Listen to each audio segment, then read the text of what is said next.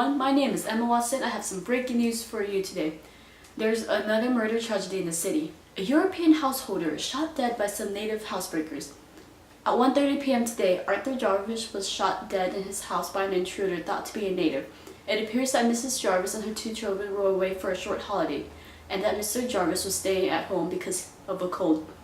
The native servant in the kitchen was knocked unconscious, and it would appear that Mr. Jarvis heard the disturbance and came down to investigate.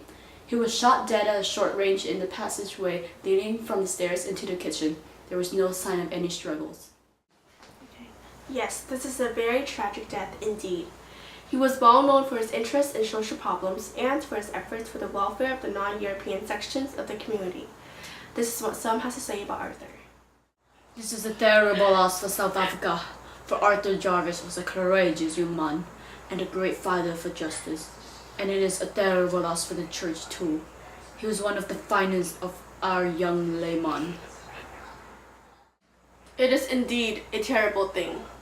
He was the president of the African Boys Club here in Claremont and Gladania Street. God save Africa. An important court case regarding the murder of Arthur Jarvis takes place in the courthouse. Take it away, Diana. Thank you, Lily. As you can see behind me, there are many people waiting to hear the judge's verdict. Let us see what the accused will think the verdict will be. Okay, then let me ask you another question. Why did you carry this revolver? It was to frighten the servant of the house.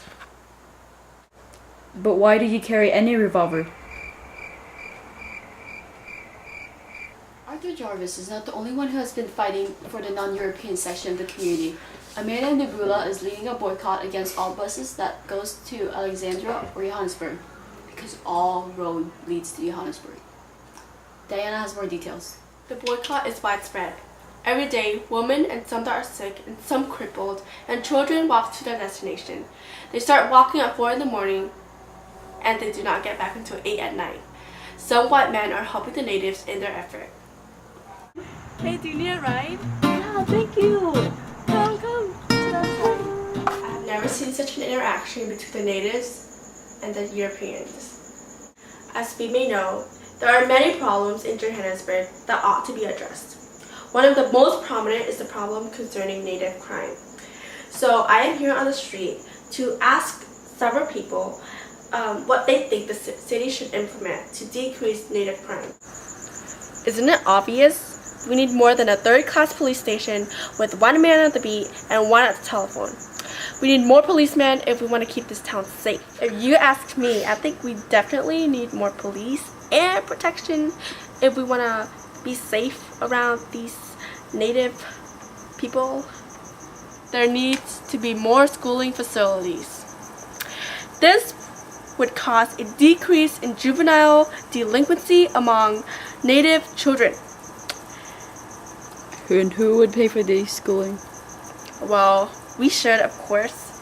If we wait till the native parents can pay for their children's schooling, things will get out of hand, and we will pay heavily in other ways. Well, I think they should enforce past laws. It would work if they were enforced. They should cut up South Africa into separate areas where white can live without blacks and blacks without white, where black can farm their own land and mine their own minerals and administer their own laws. I think everyone can agree that this is the best idea out there. We definitely need more education and more opportunity, and for the removal of the restrictions on native labor and enterprise. The natives needs to be given opportunity to develop along their own lives, make their own money, and be independent. In other news, gold was found in Odenelros. This gold is as rich as any gold that has ever been discovered in South Africa. Could this be the second Johannesburg? The stock market is as busy as ever. Shares are up from 20 shillings to 100 shillings. I'm standing in the square where the great bull is speaking. We do not ask for what cannot be given. We only ask for our share of what is produced by our labor. But let us not sell our labor cheap to keep any industry alive. Such a powerful voice that he has. With his great voice, he can plunge the whole country into bloodshed. We'll be right back after this short commercial. Allow me a minute. Gold, gold, gold. Do you want to get rich, rich, rich? If you do that, it comes to old generous. The second great Johannesburg. We are recruiting natives to come and mine this great gold field. Housing and more will be provided. So come and mine with us.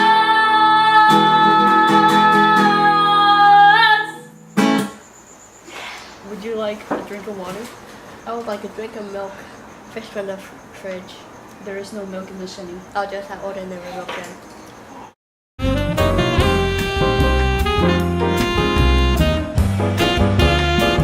My thirst is quenched. Got milk?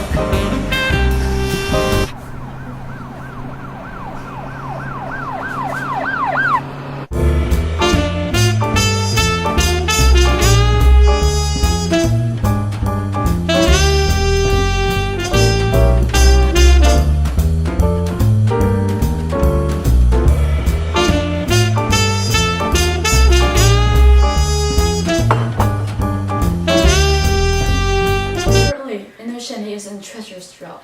The ground is red like blood.